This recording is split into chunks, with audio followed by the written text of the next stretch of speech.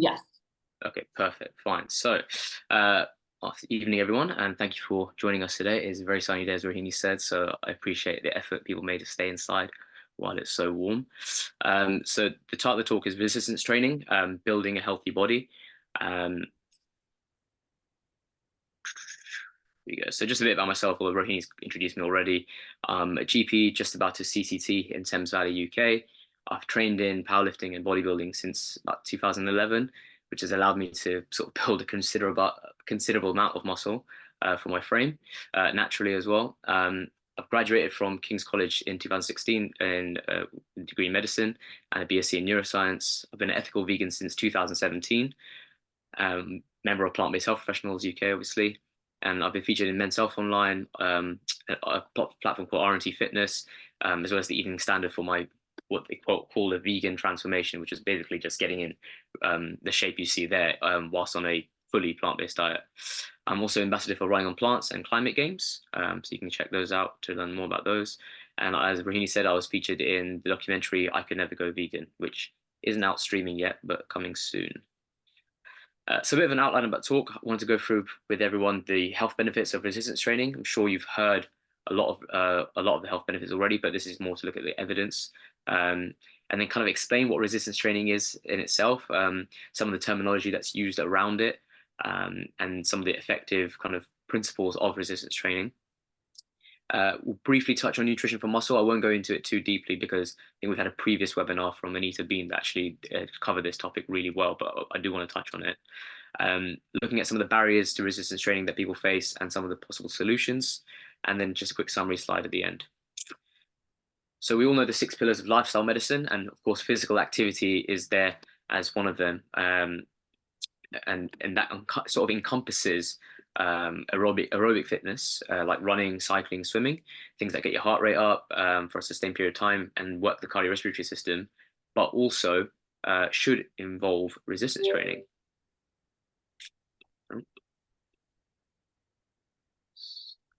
There we go. So this is the sort of UK activity guidelines on resistance training. So it's recommended that everyone gets about 150 minutes of moderate intensity aerobic activity per week, which could be a brisk walk, swimming, cycling, or about 75 minutes of vigorous intensity activity, which could be a run, playing like high intensity sports, climbing upstairs very fast. It's got stairs there, but usually you need to go up quickly to be considered vigorous intensity training. But they also recommend to build strength on at least 2 days a week. So say a minimum of 2 days a week. You can do more. But one of the issues with these guidelines is that a lot of people don't know about these guidelines. So in 2013 they did a survey, and only 13% of people that were surveyed actually knew the exercise guidelines. And if people don't know what they should be doing, will they actually be doing it?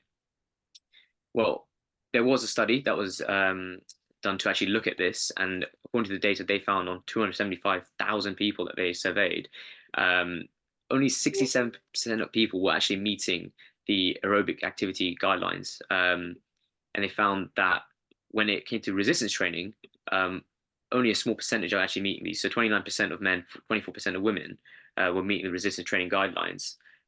However, when you look at the actual definition that's set forth in the UK activity guidelines, the most strictest definition, a fraction of these were meeting the guidelines, only 7% of men and 4% of women.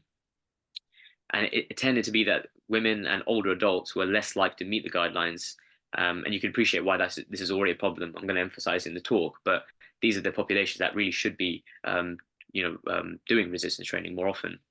And the prevalence is also lower in those who are more socially deprived areas as well. The guidelines are actually revised as well to emphasize the importance of strength training, because previously when anyone's told exercise, the first thing you think of is running and aerobic self training. You don't really think of weights training or resistance training. And what they found was people were reading the guidelines, seeing the 150 minutes of aerobic training earlier on, and sort of thinking that the strength training component was just an add-on and was sort of optional. So that now if you actually look at the guidelines themselves, they've reordered it and put strength training first. So that's the first thing you see, and then you see the aerobic training afterwards. Ideally, you should be doing a bit of both. And I'm sure we've all heard the expression, if you don't use it, you lose it. And I'm going to kind of explain how important this concept actually is when it comes to things like muscle and bone. So we've all heard of sarcopenia, so the syndrome characterized by progressive and general kind of decline in skeletal muscle mass and strength, um, with the risk of adverse outcomes like physical disability, poor quality of life, and death. Um, there we go. So what's actually happening? We feel like most people will reach their peak muscle and bone mass around the age of 30. And then after this, it will sort of decline with age. So you have the growth phase when you're younger. You get kind of osteogenesis, bone being laid down. You get myogenesis, new muscle being made. As men go through puberty, you can see that boys really become men. Their muscles grow. Similarly for women as well, the muscles grow quite rapidly. And around the age in the 20s and 30s, you sort of reach that peak of muscle and bone. Then there's sort of a maintenance phase in your sort of 30s where they're sort of at a level playing field. The kind of the amount of muscle you're accruing and the amount you're losing is about level. But actually, as the years go on, you start to lose muscle mass, and skeletal muscle mass actually comprises 45% of our total body mass, and it's crucial for health. It's not only an important part of kind of locomotion and moving through space, breathing, providing a kind of storage facility for amino acids. We don't really have a storage for protein in the body. We store carbohydrates as a form of glycogen. We store fat under our skin and around our organs, sometimes as visceral and subcutaneous fat, but we don't really store protein. And so muscle forms quite a large store of these amino acids. Muscle is also important for glycemic control, which we'll explain as well. And it kind of sustains sort of healthy, independent living with aging. But in sarcopenia, after the age of sort of 30, there's this progressive loss of muscle tissue with around 30 to 40% of your peak muscle mass being lost by the age of 80. And along with this comes a loss of strength. Sometimes this is referred to separately as something called dynapenia. So you've got sarcopenia as a loss of muscle mass, but dynapenia is the loss of strength itself. And that we think that really occurs at a rate of 2 to 5 times faster than the rate of muscle loss. So you're actually losing strength faster than you're losing muscle tissue. Um, One of the reasons this may be is as we age, there's a preferential loss of type 2 muscle fibers. So there's different types of muscle fibers that make up our muscles. Type 1 fibers are sort of related to endurance, and they sort of don't fatigue very easily, whereas your type 2 fibers are larger. They're responsible for your power movements. They fatigue quite quickly, but they're responsible for a lot of strength. And it's these type 2 fibers that tend to be lost in the sarcopenic process as we age. And with aging comes sort of hormonal changes, inflammatory processes, which cause a redistribution of fatty tissue. So not only are you losing muscle and losing a bit of bone, but you're also accumulating more fatty tissue and actually accumulating adipose tissue within muscle as well, which is reducing the muscle quality, reducing strength, and increasing something called insulin resistance as well. And as the muscle quality, strength, and flexibility declines, there'll be a progressive loss of balance and increased falls risk. Now, you can appreciate if you've got increased falls risk, and then with age, you're getting this decline in bone mineral density, something called osteopenia, or even eventually osteoporosis, there's an increased risk of fractures. And we find that the decline in muscle mass and bone mass is much greater in women when compared to men. Particularly post-menopause, as estrogen levels decline by a factor of almost 10, we see a marked decrease in bone mineral density and even muscle mass as well. Aging itself is sort of thought to be kind of primary and secondary mechanisms. Primary is sort of that progressive, inevitable decline in bodily function, and it's through this that the quality of muscle will decline. But secondary aging happens as a result of lifestyle factors. So being sedentary, inadequate nutritional state, lack of exercise, and chronic disease, all of this will hasten that decline. And it's actually this aspect of aging that resistance training can really help combat as well. Yeah, so this next slide is taken from a paper which actually was talking about kind of what happens as we decline, as it kind of explains what I said before as well, what happens as we age. You can see at the top the cross-sectional area of muscle declining with age, and similarly the relative area of the type 2 fibers also kind of steadily declines with age. And the below section shows kind of the MRI images of cross-sectional of a thigh of a male that's 24 years old, and a male who's 66 and averages only 3,000 steps, isn't meeting their sort of exercise guidelines. And then you've got the one next to it on the right of that image, the cross section of a thigh of another male who's 66-year-old, but is exercising quite a bit. And you can see there's a stark difference between the kind of appearance of the muscle. The muscle of the 66-year-old that's exercising almost looks similar to the 24-year-old. You can see there's a greater muscle tissue, there's less intramuscular fat deposition as well. And we know that frailty is associated with a higher risk of all-cause mortality as well. The more healthy you are as an adult and the less frail you are, the less likely you are to die from all causes. So briefly, just on osteoporosis, we've already covered that. It's a reduction in bone mineral density. What's happening in primary osteoporosis is that there's a reduction of certain hormones, as I said, namely estrogen, but in postmenopausal women, which increases the changes in kind of the bone architecture, increases what we call osteoclast activity, more bone is broken down. In secondary osteoporosis, there's other factors that affect it, like medications or disease states. And it does carry a great burden of disease, especially in the UK. We've got an aging population. Almost 4 million people were diagnosed with osteoporosis in the UK in 2019, and this is only going to increase. You can see that 78% of these people were actually women.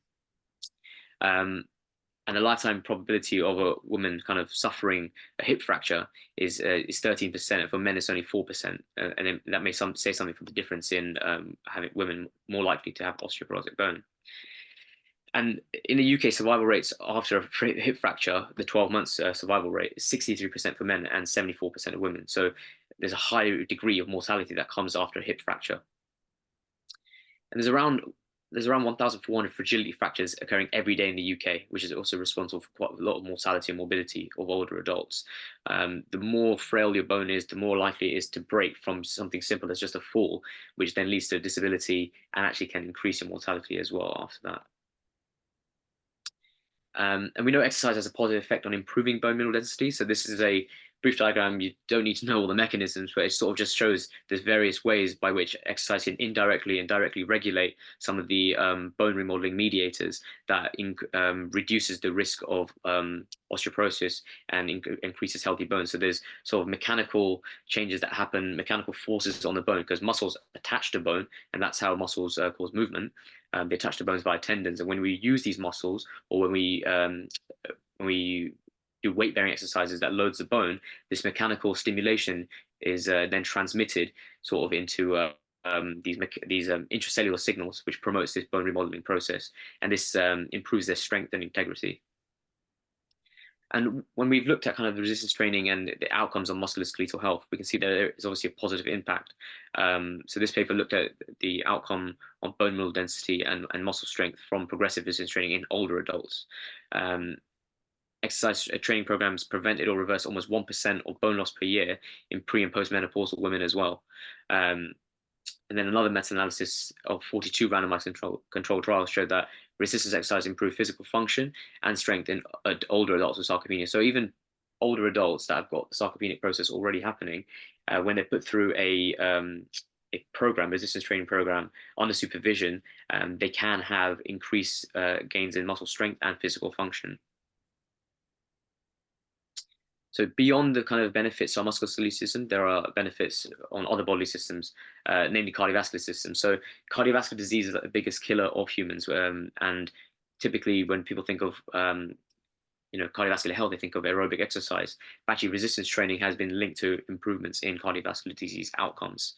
So there was a Swedish study in 35,000 men that found that those that actually had increased muscular strength in their youth had a 12% risk reduction for cardiovascular disease when they were followed up as adults. Another Swedish study, this was on over 1 million men, found that grip strength was inversely related with coronary heart disease and ischemic stroke risk. And many of you have probably heard that, the stronger your grip, the less chance you have of dying, and that's kind of led to the false narrative that actually you should be training your grip strength, but really hand grip strength is a surrogate marker for overall strength.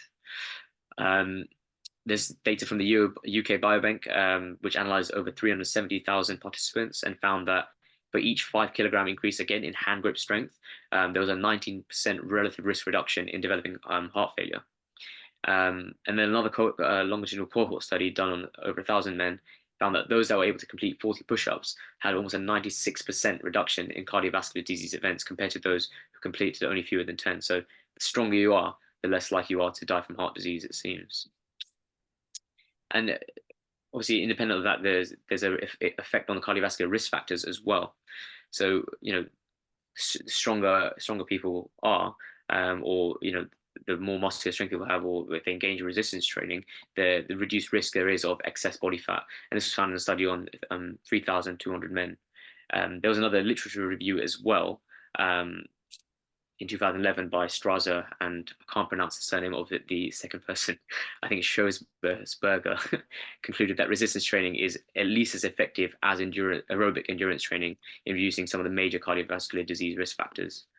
Um, Another study that looked at over 7,400 individuals found that resistance training was associated with a low risk of metabolic syndrome and hypercholesterolemia. This is just a graph taken from that same study. You can see those that performed aerobic exercise had a 7% lower risk. Those that performed aerobic exercise and resistance training as well had 25% lower risk. What's interesting is those that performed resistance exercise but did not perform aerobic exercise still had a lower risk than those that did aerobic exercise alone without resistance training. So that says something for how powerful the effect of resistance training really is. And there was two separate kind of meta-analyses as well, meta-analyses done of randomized control trials that found a small but significant reduction in blood pressure after resistance training interventions. So we mentioned kind of the importance of muscle for glucose homeostasis. So muscle is a house for something called glycogen. And glycogen is how we store glucose molecules in the body. So the bigger your muscles you are, the more storage space you have for sugar, really, and it helps handle the food you're eating. Um, so when you resistance train itself, you kind of modulate this glucose homeostasis. You allow an uptake of glucose from the blood into the muscles via kind of insulin and non-insulin dependent mechanisms. So when you're training, there's a upregulation of certain transporters that take glucose from the blood into the muscles. And this glucose is then either used as energy for muscle protein synthesis or other metabolic processes in the muscle, or it's stored as muscle glycogen. Yeah, this is just, again, this is quite a busy sort of diagram, but it's sort of explaining the different things that resistance training can do. So, as we age, there's an increased amount of inflammation, there's an increased amount of visceral abdominal fat, lower muscle mass, there's less GLUT4 transport or translocation. So this is one of the transporters that takes glucose from the blood into the muscles. And that means there's less glucose uptake into the muscles, and this increases the risk of diabetes. But when you resistance train, you can reduce your visceral and abdominal fat, you improve the translocation of these GLUT4 transporters into the muscle, onto the muscle cells. You increase the muscle mass and therefore the glycogen storage capacity. You reduce things like TNF alpha and other inflammatory mediators. And this allows for more peripheral glucose uptake and hence reduces your diabetes risk. And actually, there's been studies that have shown that resistance training itself is associated with a reduced risk of developing type 2 diabetes and also improves the glycemic control in individuals that have type 2 diabetes. And it's no wonder that the American Diabetes Association recommends for diabetics and non-diabetics as well to exercise all major muscle groups around 3 days a week. And they specifically say to progress to 3 sets of 8 to 10 repetitions. So we'll talk about this when we talk about resistance training, but they recommend it in their guidelines because of the profound impacts on blood sugar. And beyond that, there's also impact on mental and cognitive health. So this is a really good narrative review that looked at sort of the mental health benefits of strength training in adults. Exercise releases something called brain-derived neurotrophic factor, or BDNF. Some of you may have heard of it. And this is sort of a growth factor which has an important role in maintaining the health of neurons in the brain, as well as memory formation and neuroplasticity. So how well your brain can kind of sort of grow and respond, and even in memory formation as well. So it's no surprise because of this and the other kind of positive health effects of resistance training that it's going to reduce your symptoms of sort of fatigue, anxiety, depressive symptoms. It can alleviate pain in people with chronic pain. It can reduce symptoms of osteoarthritis and fibromyalgia, as well as low back issues, and improve posture as well. And it's been found to improve cognitive function in older adults as well. The sort of sense of accomplishment and the strength gains that you see, as well as changes in the physical appearance, also are improved with improved self-esteem and confidence. And this is just another summary slide, kind of highlighting all the different ways resistance training can impact your health from a really good review. So what is resistance training? I've been saying the word for so long, it's almost lost all meaning. But it's sort of an umbrella term. It encompasses kind of not just strength training, but anything that sort of allows your muscles to contract against the load. It has to be a form of, sort of periodic exercise as well, and it stimulates improvements in strength and muscular hypertrophy or muscle growth. So strength and hypertrophy are sort of similar, but not entirely the same. With strength training, you get changes in sort of the neuromuscular component as well. Your nerves get better at recruiting more motor units, so you can produce force very quickly and carry high loads. Whereas hypertrophy is talking more about kind of the size of the muscle and the growth of the muscle. Um, Typically, when we talk about resistance training, we're talking about an external load being lifted, so weights, but it can be achieved with resistance bands or your own body weights, so something like calisthenics or yoga. Um, and the stimulus that you kind of the stimulus that perform has to be sufficient to stimulate an adaptive process. So when you're lifting a weight, the purpose of it is that it's intense enough to cause your muscles to want to adapt and change to it, so that next time you come to lift that weight again, it becomes easier, and then over time you can progressively lift more weight. And the drivers of this growth are mechanical tension, as well as metabolic stress. So the mechanical tension comes from the muscle fibers that are contracting to produce that force, and the metabolic stress comes from sort of the metabolites that are released from the aerobic and anaerobic processes that drive the muscle contractions. Um, when we resistance train, we're sort of working both type 1 and type 2 muscle fibers. However, as I said earlier, regarding the different types of fibers you have, the type 2 fibers seem to be stimulated more when it comes to strength and power training. And like I said earlier, these are the ones that we lose in the sarcopenic process. So it follows that when you do resistance training, you're working these muscles, working these fibers, and that improves the sort of strength and power outcomes and fights sarcopenia. And the rate of adaptation is quite fast for beginners and untrained individuals. You might have heard of something called newbie gains. So when you first go in the gym and you start lifting weights, you learn movements very quickly. You're adapting very quickly, and you see the most impressive and quickest gains in strength early on. And as you become quite advanced in training, it becomes more difficult, and your strength sort of almost plateaus, and you need sort of more stimulus, more intensity to achieve similar rates of gain. And those who have been training for many years will know how difficult it is to build muscle, but actually it's quite easy to maintain. And above all, consistency is king. So it takes a sustained period of time to learn the movements. And this should be the priority for all beginners. So anyone who's starting resistance training, it's about learning the movements. And once you've learned the different movements, so how to squat, how to deadlift, you can then focus on increasing the amount of repetitions you do and the load you do. And over time, the muscle will be built. And really the benefits that we see with resistance training. So all the things I talked about earlier only really happens when you have been doing it for a sustained period of time. It's not going to happen after 1 or 2 sessions. It's going to happen after weeks to months to years of continual effort.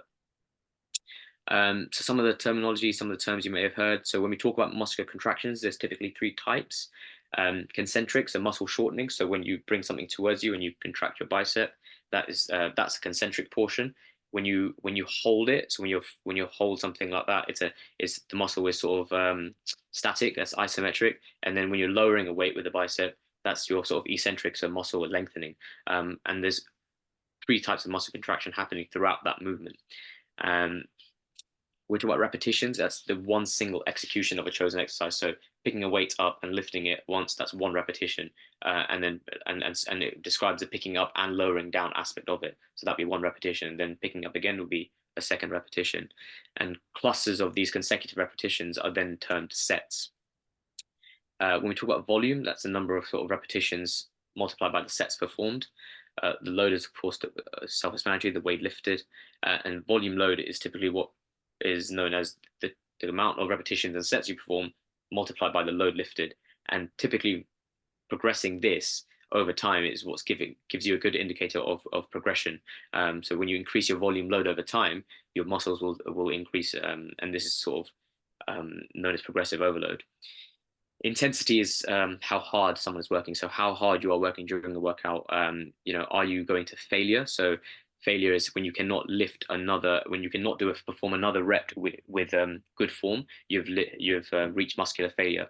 So usually going close to failure or 1 or 2 reps shy of failure, so just before you're about to fail, is corresponds to a high level of intensity or effort. And yeah, I talk about progressive overload is when over time the gradual increase in intensity, and it's how you will build muscle over time. So there's a famous legend, I don't know if anyone's heard of it, of Milo Croton, a Olympic athlete from the 6th century BC. They say Milo would go out and he would lift a calf over his back and carry it around the whole day. And the next day he would go do it again. And over time, as the calf was growing, Milo was getting stronger. And by the time the next Olympic Games came around after 4 years, Milo would be carrying around a fully grown bull on his back, and he would have got much stronger over that time as well. So that's sort of the principle of progressive overload. You're kind of lifting, not just lifting more load over time, but you may be increasing the reps, you may be increasing the sets you're doing, you may be increasing the volume you're doing over time, and that's then creating an adaptive process. So some of the variables to consider, a lot of research on how much volume we should be doing, so how many sets we should be doing. Ideally, the research says about 10 to 20 reps is optimal. But for untrained individuals, you can get away with a lot less. Even as low as 4 sets or 6 sets per week on a muscle group can be enough to give you really good results. But of course, as you get more advanced, you may need to increase the amount of sets you do if you want to continue making gains progressively. When we talk about frequency, we're talking about how many times a week you want to be training a particular muscle group. So at low training volumes, it's not as important. But when you're increasing that training volume, you want to be splitting this over 2 or 3 sessions to allow for optimal growth and recovery.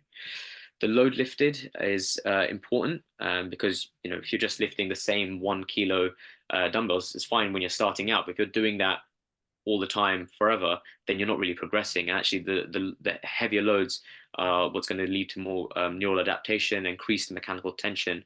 It may cause less metabolic stress because you can't do as many repetitions. And actually, lighter loads are good for doing for more repetitions to create this metabolic stress. So the research sort of says a combination of using heavy loads and light loads for different exercises gives you sort of the best sort of gains, as it were. Interset rest, so how long you rest between sets, is something that's important to take into account. The optimal rest seems to be about 1 to 3 minutes so that you can recover. The duration of repetition is quite important as well. You don't want to be lifting weights really heavy. You might see some people just using momentum and putting it down and using momentum, and you're not really working the muscle if you do that. So the greatest gains are sort of seen with powerful concentric portions, so lifting the weight fast on the way up and then controlling it on the way down. And then intensity as well. So this is a really important factor. So as I said before, training close to failure or a few reps shy of failure is the way you're going to be maximizing your gains. Exercise selection. So generally you want to start with multi-joint exercises, so compound lifts, especially for beginners. These are things like squats, deadlifts, bench press, shoulder press, rows. These are using multiple muscle groups at the same time. You don't want to be in the gym doing bicep curls. You're not going to get the most bang for your buck working single muscles when you could be using your time to do things like let's say a shoulder press or a bent over row or a pull up, which is going to work multiple muscles. So especially if time is short, these are the exercises you should be prioritizing. And as I said, they work multiple muscle groups. And programs generally follow 3 structure types, so full body workouts, upper body and lower body splits, or muscle group split routines. And you want to avoid changing a routine too frequently because, as I said at the start, you're trying to learn these new movements and this takes time. If you keep changing the exercise you're doing every time you go to the gym, then really you're not going to be learning that motor pattern. You're not going to be learning that movement. It's going to be difficult for you to progress. So things we have to consider when we're individualizing any exercise program. So it's always good to kind of make sure what you're doing is individual to you and individual to your goals. Do you have any health concerns or injury concerns that might prevent you from doing certain exercises? What kind of equipment is available to you? Is it machines that you're going to use? Is it barbells? Is it dumbbells? Is it kettlebells? How many times a week are you going to be able to train? Are there any time constraints that might affect that duration? What muscle groups need to be targeted? Do you have any weaker areas that you need to bring up? Are you training for a particular sport? What types of muscle actions are you performing? Concentric, eccentric, isometric.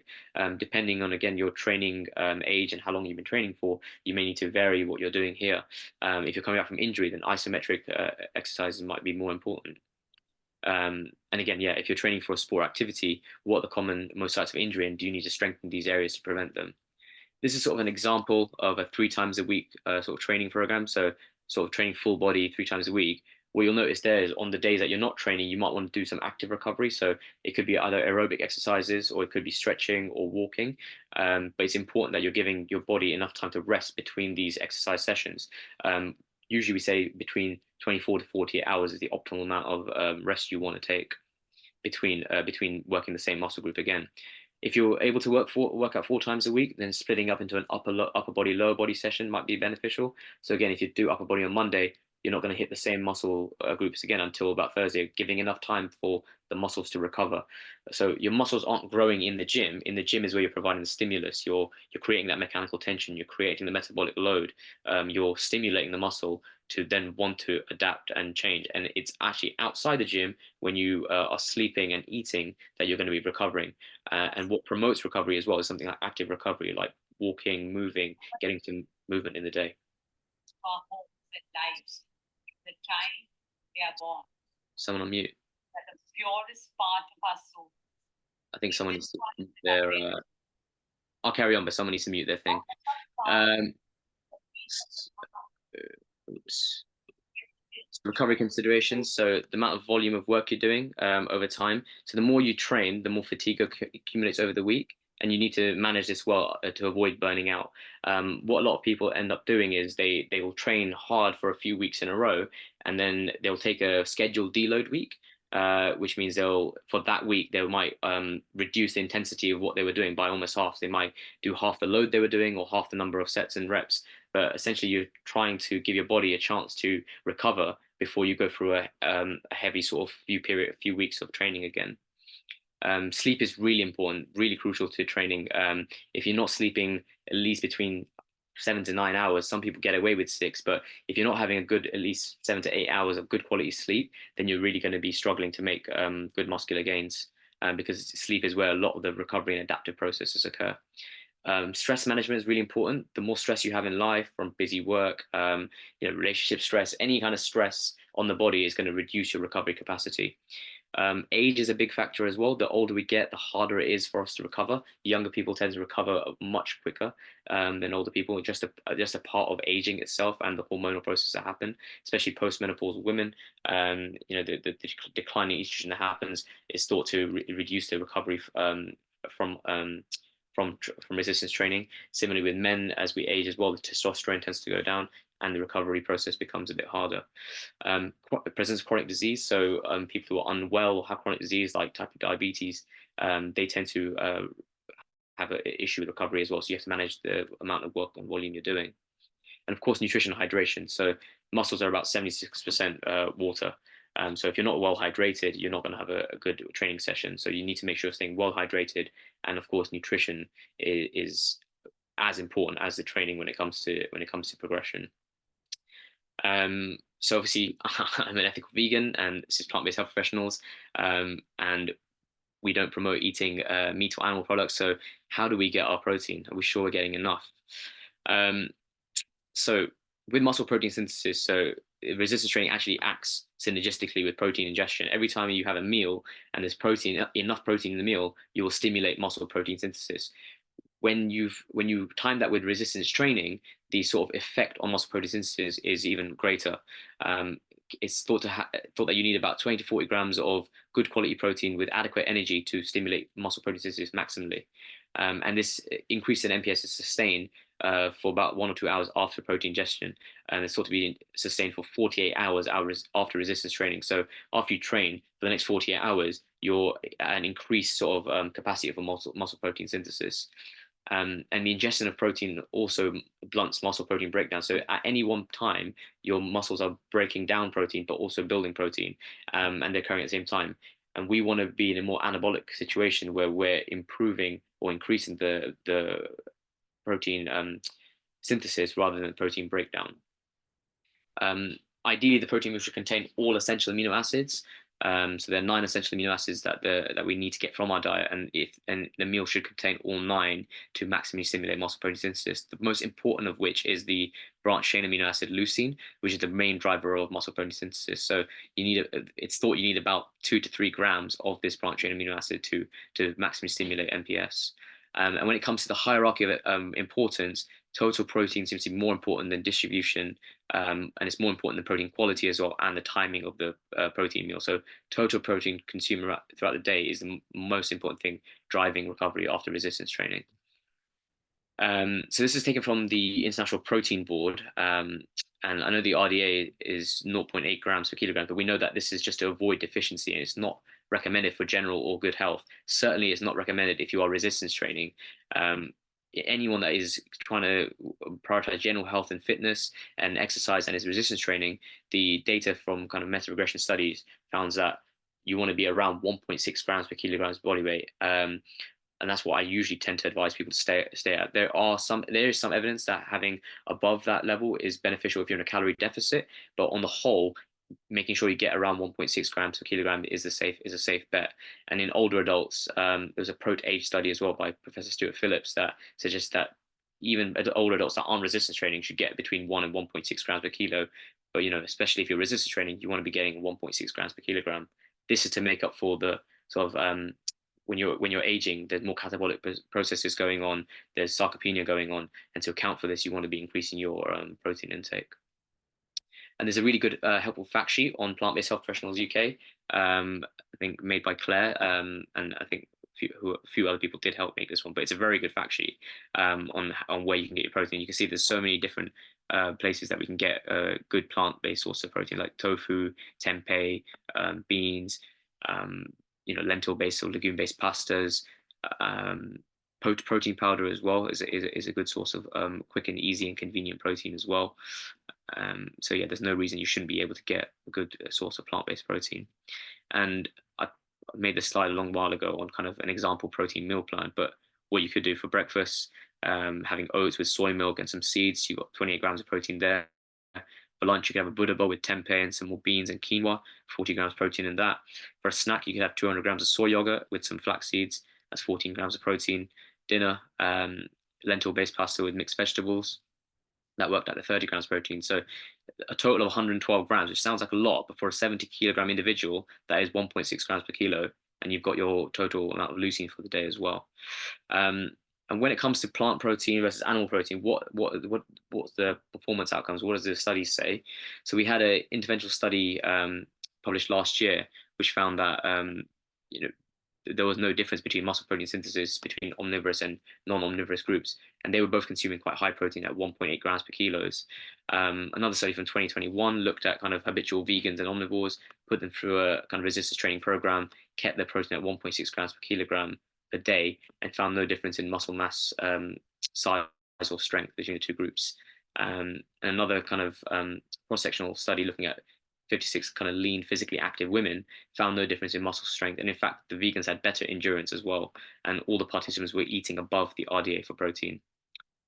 What about supplementation? So people often ask about supplementation. You don't necessarily have to supplement, but I think it's a very convenient way to hit your protein targets if you're struggling, especially for older adults who might not want to eat big meals and might have issues with digestion and chewing. So drinking a protein supplement is perfectly fine, and we see comparable gains when compared to things like whey protein, which is an animal-based protein, which was thought to be the gold standard for muscle protein synthesis. Soy protein is just as good. Pea protein is just as good as well. So really, there's no reason why you shouldn't be able to supplement with plant-based proteins as well.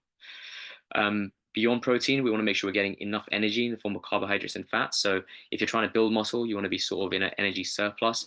You don't need to be gorging, but at least 20% of your maintenance calories. And there's lots of online calculators to work this out. Of course, people always ask, is it possible to build muscle and lose body fat at the same time?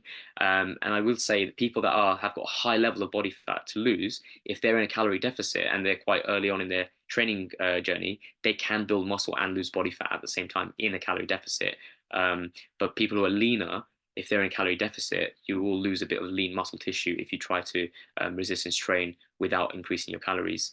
And carbohydrates play a key role in sort of, as I said before, glycogen replenishment, energy stores to improve your performance outcomes and strength gains. You want to make sure you meet all your micronutrient needs as well. And a well-planned whole food plant-based diet can do that with intelligent supplementation as well. The average person, so athletes may need more than the average person, but there's no strict guidelines or consensus on this. mainly people say just avoid being deficient in anything. So, something like iron is so important for oxygen transfer. If you were deficient in iron to the point of being anemic, your performance would suffer, and so would the muscle building.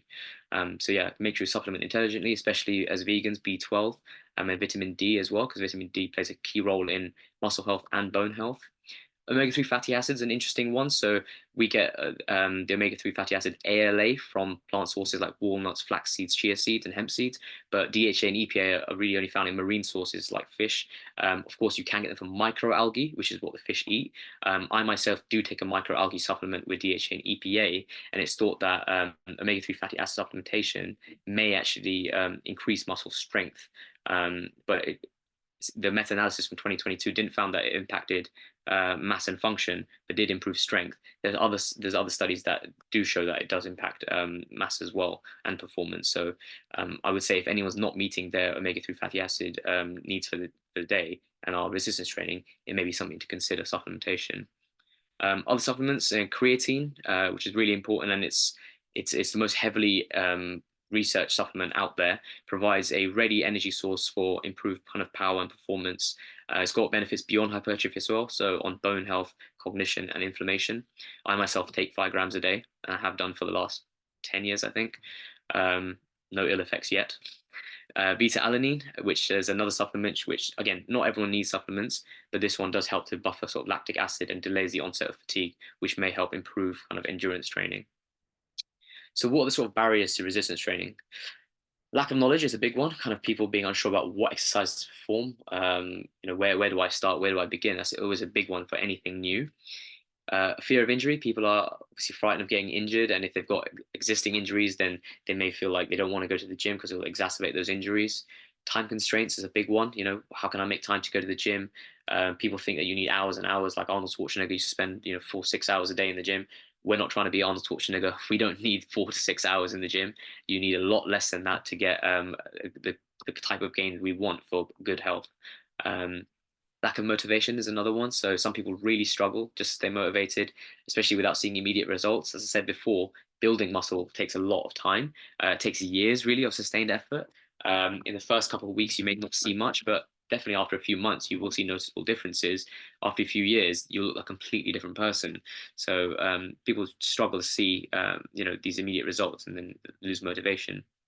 Access to equipment can be a barrier as well. Not everyone has the necessary gym equipment or gym membership. Body image concerns is another one. People can feel quite self-conscious in the gym. I've heard that it can be quite intimidating, especially in sort of surveys. It's found that women can often feel quite intimidated being in a gym surrounded by men as well. But even some men can feel intimidated being in a gym. The costs as well of a membership, personal trainers, or even buying equipment.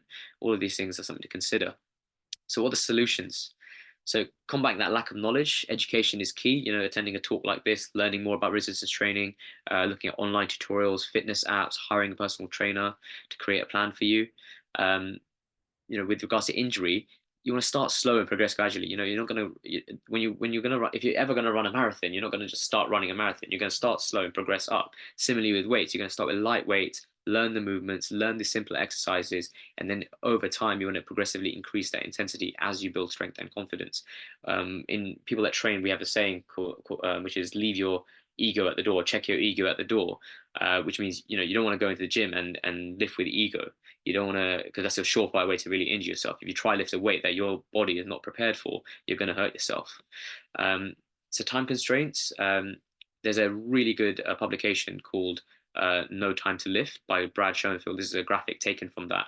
But essentially, it's a narrative review. It's a really good one of kind of how you can minimize your time in the gym, but still get really effective gains to build muscle to get all the gains we talked about earlier. So training relatively heavy.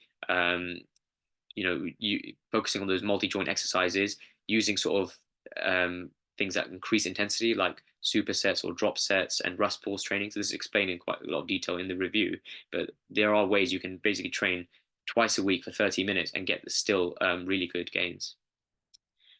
Setting realistic goals. So if you're demotivated by the lack of changes, then setting realistic goals and realizing that it's a long-term game, and tracking that progress to stay motivated is a great way.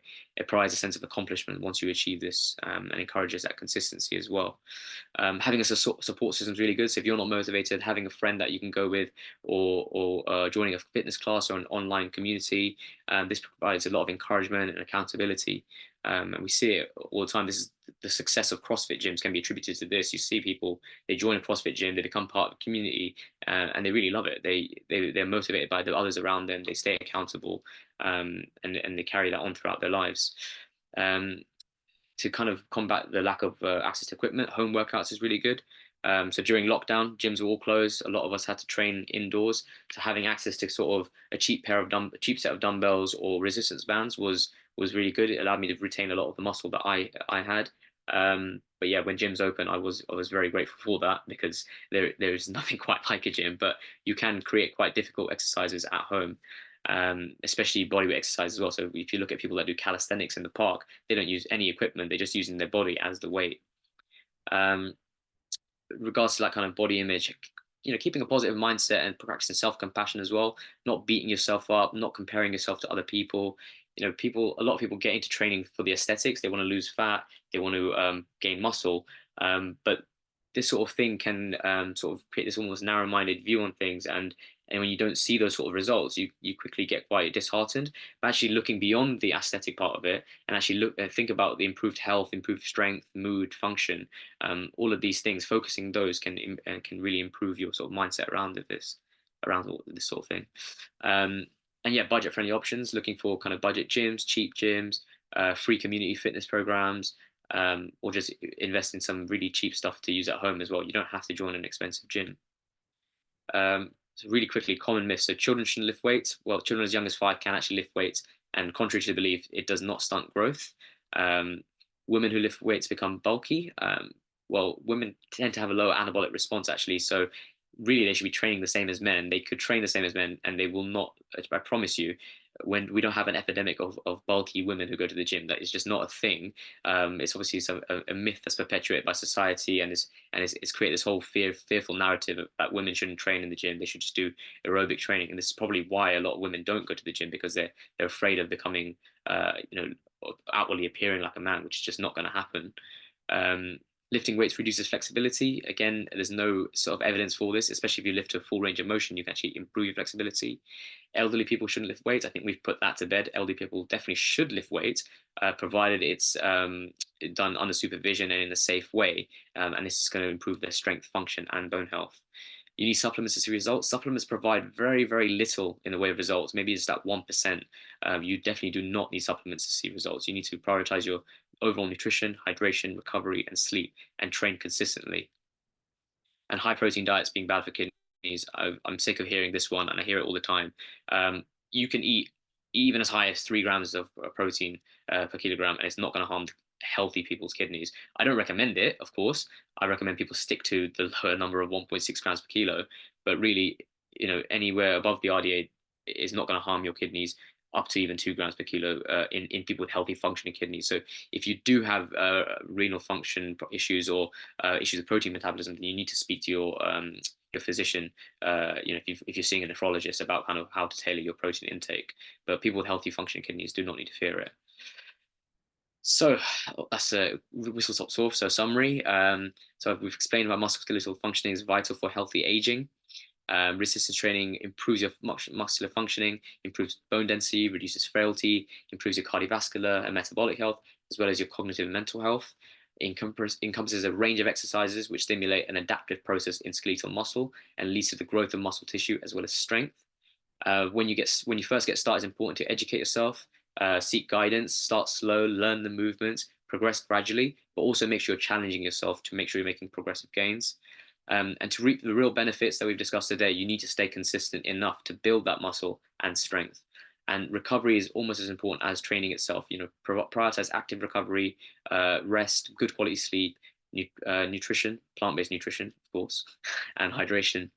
And aim to eat above the RDA for protein, at least between 1.2 to 2 grams per kilo, depending on your individual goals. And I say ideal body weight because obviously, if you've got a very high body weight, you're not going to be eating at 2 grams per body weight. You want to stick to your ideal body weight. And these are some good resources I found. So there's two there on strength training, one by Anita Bean and one by Brad Schoenfield, that kind of go into real great detail on strength training itself. But then the other books are more about nutrition and how to get your food and supplement thing, regimen around training. Um, yeah, where to find me? Mostly I'm on Instagram, but there's lots of links to sort of podcasts and YouTube videos I've done, all found via sort of my link tree, which is also on my Instagram. I'm also on the Plant-Based Health Professionals UK speaker directory as well. And yeah, these are some of the references. So yeah, any questions? Thank you, Minil. Gosh, that was incredibly informative. And we already have loads of questions and only about 5-6 minutes. And we might go a couple of minutes over, everyone, if you want to stick around. Yeah. I'm also going to launch a quick poll to get feedback. And I certainly learned a lot. So we're going to try and do quick fire, Minil. And let me just close this screen here so we can fit everyone's questions in. So this is from LJ. I have never used protein powder before, but I'm planning to climb Kilimanjaro in February. The team says that they can cater for vegan, but I'm not sure they'll provide enough protein. Which protein powder do you recommend to keep up my strength and endurance? Good question. So yeah, often when I'm traveling, I do take protein powders with me because you won't always find places that are going to give you tofu, tempeh, and all the beans and stuff that we need every day, right? So I do take a cheap kind of protein powder with me. I recommend anything that's either pea and rice blended or soy protein isolate. So either one of those two are really good. So pea and rice blend or a soy protein isolate, because a good serving of that, 30 to 40 grams, will provide you with kind of all the essential amino acids you need. And it's a really good quality protein, very well absorbed as well. In terms of specific brands, I don't like really mentioning brands, but I tend to use My Protein. They also have like a My Vegan brand. So My Protein, Form Nutrition is really good, but a bit on the expensive side. And Awesome Supplements is a pea and rice blend as well. Again, a bit on the expensive side, but I tend to just use these three, and they do me well. Yeah, and I guess it depends if you like flavored or not. Yeah. Sometimes Artificial sweeteners, flavors, it depends really on you're mixing it in individual. water. Yeah. And I look for 2 grams of lutein per serve as well. So Yeah. that blend that you mentioned, a blended one, is good. And also bars. Obviously, a lot of them are just glorified chocolate bars. But I think yeah, I'm not a fan. I'm not a fan of bars personally, but if you like protein bars, then yeah, especially in those situations when you need something quick and easy, Kilimanjaro, you're not gonna make them be part of your, annual. You're gonna do it every day, but for a trip, yeah, protein bars are fine, I think. Yeah, totally my philosophy. Do you recommend any app to buddy with your training? Are there any apps that you recommend that are really good? Apps. Yeah. I use one called Train Heroic. You can either pay for it or I just use the free version, but it just lets me log my whatever I'm doing. So it just lets me log my exercise and all that, and then it kind of is a quick, easy way of just me referring back to it, and I can see kind of what I did a few months ago and stuff like that. So I can really see if I am progressing or not. If you get the paid version, it actually maps your stuff on a graph for you and kind of tells you what to lift and stuff as well. So it's quite useful. So that's the only one I use, but there's lots of different apps out there. I think Strong is another one. Live Strong is another one, but yeah, I use Train Heroic. I also like the Nike app because it's free and it's good for kind of running, and it's got short workouts for free as well, so that's helpful. And is there any role for L-carnitine supplements? Yeah, I've heard about L-carnitine. So I actually used to take it back when I first started training because I thought you need to take loads of supplements. It may have some value in fat loss, but if your nutrition is on point, that's the main thing, and your training, it's gonna give you immeasurable amounts of benefit, is what I would say. It's just not as heavily researched as things like creatine and beta alanine. So certainly for performance, it's not going to do much. It's really mainly used as a sort of fat loss supplement. And really, if your nutrition is really good and you're in a calorie deficit for a sustained period of time, and you're training well, that's the main thing, really. So I would save your money when it comes to L-carnitine. That's useful to know. You did mention this in the talk, but just to reiterate for anyone who didn't get it, the protein recommendation for people who are trying to lose weight but build strength is the amount per ideal body weight or actual body weight? Yeah, so ideal body weight is where it is, but it is slightly higher. So if you're in a calorie deficit, that 1.6 grams, you may want to bump it up to 1.8. and you can go as high as 2, just because protein is muscle sparing, and actually in that in the calorie deficit, you're as I said, you're going to be losing lean tissue as well. You want to try and retain as much of it as possible. So for just for that short period while you're in the deficit, increasing your protein intake to 1.8 may have some benefit as well. That's great to know. Does resistance training affect LDL cholesterol? Yeah, it improves it. So resistance training it has been linked to, so again, sustained resistance training has been linked to reduced levels of LDL and ApoB as well. So yeah, that's one of the ways it will reduce your risk of cardiovascular disease. I will answer this one. It's for people with hypothyroidism and endometriosis, is resistance training recommended? So resistance training is really recommended for everyone because it can be modified and tailored to the person. Yeah. If you've got a pain-related condition like endometriosis, then obviously tailoring it to your cycle. So using the time, estrogen as anabolic. So trying to tailor some more of the heavy lifts at that time, and maybe just listening to your body. You might need to do slower weighted, heavier weights at that time rather than HIIT or anything that's quite high intensity if you're in pain, but also coupling it with things like yoga, walking, all of that. And someone else asked about, modifying training to the menstrual cycle. We are going to have a webinar on which touches on that in the autumn. So the details of that are going to come out soon, but I would recommend looking at Dr. Alyssa Olenik's work. I'll put that in the chat, but she's a PhD in that very topic, and she's done some very good podcasts. What are your thoughts regarding reformer Pilates, Minil? Is that a good form of resistance training? Reformer Pilates? Reformer, the ones which have those newfangled machines. The machines and the bands and stuff like that. Exactly. So I've never done a class myself, so I actually don't know how intense it is, and I don't know how you could progress it. It's similar to yoga, right? Like yoga is great, of course, and Pilates is also great, improving your mobility and function and flexibility. But when it comes to building muscle, I think both of those will pale in comparison to actually lifting weights or at least if you can do something that like yoga or Pilates that will increase resistance over time, then you will be building muscle. So I can't comment because I've never done it myself and I've not read enough about reformer Pilates to give you a good answer, really. Yeah, it's definitely better than doing mat Pilates, but still, very good exercise. And you will get that newbie benefit if you want to start and you're worried about injury or anything like that. It is a good thing to definitely build into your routine. Yeah. Is there any recovery techniques for muscle relaxation or soreness after strength training? Are cold showers really a good thing for recovery? It's a good question. So saunas are great after training. In terms of cold water therapy, like cold showers or ice baths, so there's been a lot in kind of the media about this recently. So it does improve recovery, but not if you do it directly after a resistance training exercise. So if you've just done a resistance training workout, and you jump straight in a cold shower or an ice bath, you actually will attenuate muscle protein synthesis. The exact mechanism isn't known. It probably may be to do with blood flow as well, because you're reducing blood flow to the muscles by jumping in something cold straight away, when ideally you want to be improving the blood flow to the area. So definitely saunas after resistance training, great. But away from the training, yeah, a cold shower or an ice bath can help recovery, but definitely don't do it straight after your resistance training session. Perfect. So this is a question about another question about resistance training. I'm 65 and I can't get to a gym. I've only got room to use resistance bands. I use them twice a week. How can I get more muscle gains? Again, I think you would need someone, either you make it yourself or someone makes it for you, a good program.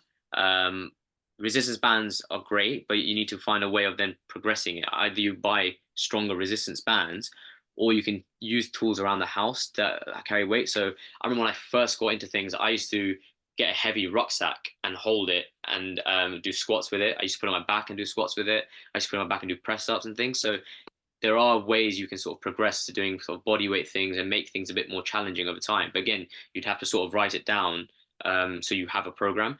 YouTube's a great way as well. So there's lots of online YouTube tutorials about home workouts. And definitely there are home workouts for people that are at home that just have minimal equipment like resistance bands. Eventually, if you feel like you're not getting anywhere, then you may want to invest in a cheap pair of dumbbells, which you can get online for quite cheap. Facebook Marketplace, people are always giving things away for dirt cheap. So is what I would say. But definitely, I would say go on YouTube and look at the online tutorials there because you want to be able to progress at least. That's such good advice. And building on that, someone said, how can they, they've asked for, again, more tips on doing this at home or using outdoor gyms. There are some of those in London, those outdoor gyms, or even cheap pay-as-you-go ones. Yeah. Do you have any other tips on that, on Yeah. accessing? So those outdoor gyms, a lot of the machines that I see on there, they're not that great. What I do like with the outdoor gyms is like the pull-up bars, the parallel bars, things like that. So you could use those to learn how to do good press ups. Pull-ups are very difficult. If you've got resistance band, you can put a band underneath you to kind of progress the ability to do pull-ups. But eventually, you want to be able to do a pull-up, or at least have a partner who can push you up and reduce the resistance for you. So really making friends with people that are also going to be using the same facilities like outdoor gyms, and a lot of people are quite friendly, and there's also usually a community of people that train together. And I found that when people do calisthenics and things like that in the park, and they form that sort of community, then you've got that sort of accountability. You've got people that will help you. They'll help you progress, and you can learn from them as well. So that would be the thing to do. Like if you go to an outdoor gym and see if there's anyone there that's training, or even take a friend yourself, and that would be a way to do it. Centers as well. They can often have like really cheap ones, or certain times where they invite older adults to come and participate in the community. So there was a more specific question here about osteoporosis and everything. I would advise you to look at the bone health fact sheet on our website. That's really good. And we've also had a previous webinar on this topic by Dr. Matthew Nagra. So you can check that out in the recordings area. But just to go over a last couple of questions that are very good. That's why I'm going. I don't think I usually ever go over the time, but these are really good ones. The question was, is there an amount of time for training that you would say is minimal? Is it all linked to reps and muscle groups? For example, will a 15-minute YouTube dumbbell workout be sufficient? So anything is better. So something is better than nothing, right? If you can only spare 15 minutes to get a really intense workout, that's better than doing nothing, definitely, right? But if you want to see really good progressive gains and really reap the benefits, then from what I've read, at least 30 minutes twice a week. And those 30 minutes have to be really intense 30 minutes. So most people will dedicate, a good 40, 45 minutes because they may not do it as intense. But if you're the less time you do, that time has to be really intense. And if you're using dumbbells, at some point you're going to have to invest in heavier dumbbells because you're going to get too strong to be, because you have to remember, if the dumbbell's quite light, you'll have to do multiple repetitions to get the same sort of effect that using a heavier weight with less repetitions will get, if that makes sense, right? So whilst people can see similar gains with more reps and lightweight and less reps heavyweight, you can see the similar gains. You doing more reps can take a lot more time. So if your time is short, you want to be using medium to heavy-ish weights, less repetitions, pairing opposing muscle groups one after each other. So if you might do a pressing movement and then straight after that do a rowing movement, go back into the pressing movement, and then you sort of what we call a superset, where you're pairing antagonistic muscle groups. Similarly, if you're going to do a squat, you might pair that with a kind of hamstring movement or a leg curl movement. Doing that will save time. Very hard to get done in 15 minutes, but that No Time to Train article by Brad Schoenfeld is really good. Give that a read if you're short on time. Literally, it's really good. 30 minutes is at least what they recommend, but intense. Clearing that up. And final question, because I know everyone must be wanting to get on with things, but can you tell us something about just increasing strength without necessarily seeing hypertrophy of muscles? So for those of you who are new, that would be muscle growth and size. Progressive overload will increase strength, but may not increase muscle size. If one isn't seeking to increase muscle mass, is increasing strength similarly advantageous? Good question. So if you get really strong, your muscles will grow as well, and that's inevitable. But you're right. There's a difference between strength training and hypertrophy training itself. So hypertrophy is more like bodybuilding style training. Your aim is to increase the size of the muscle. If you're strength training, you're working more in the sort of the 1 to 5 repetition ranges. and you're using a significantly high percentage of your 1 repetition maximum. So you're not just training the muscles, but you're training your tendons, your ligaments, your neuromuscular system to produce that power. Stronger individuals still have really good health outcomes. So the stronger you are, the better your health outcomes.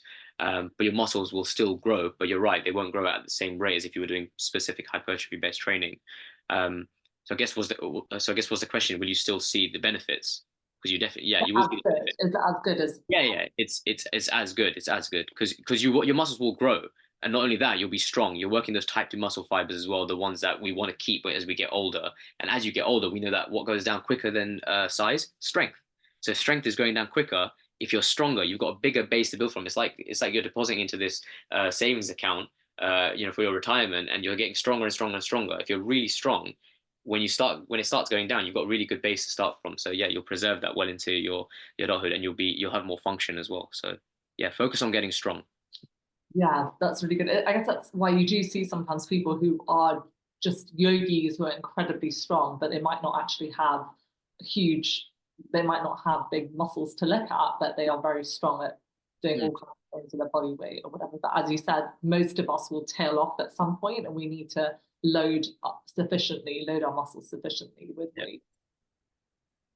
Fantastic. Okay, thank you, everyone. I know this has been super informative to everyone. I'm very happy that so many joined. We had over 75 people turn up, and I know lots of you watch in pairs, which is great. Whenever it's July, August, and the weather's nice, it really does take a little bit of a dive in terms of attendees. But this was clearly a much sought after topic, and Minil, you did an amazing job of covering all of the science and loads of practical tips as well. I think I definitely am quite new to strength training, and there was quite a lot that I didn't know as well. So thank you everyone for joining, and we'll see you at the next webinar. Lots of nice comments coming in as well, so I'll send you those later. Thank you. Okay, thanks everyone. Thanks everyone.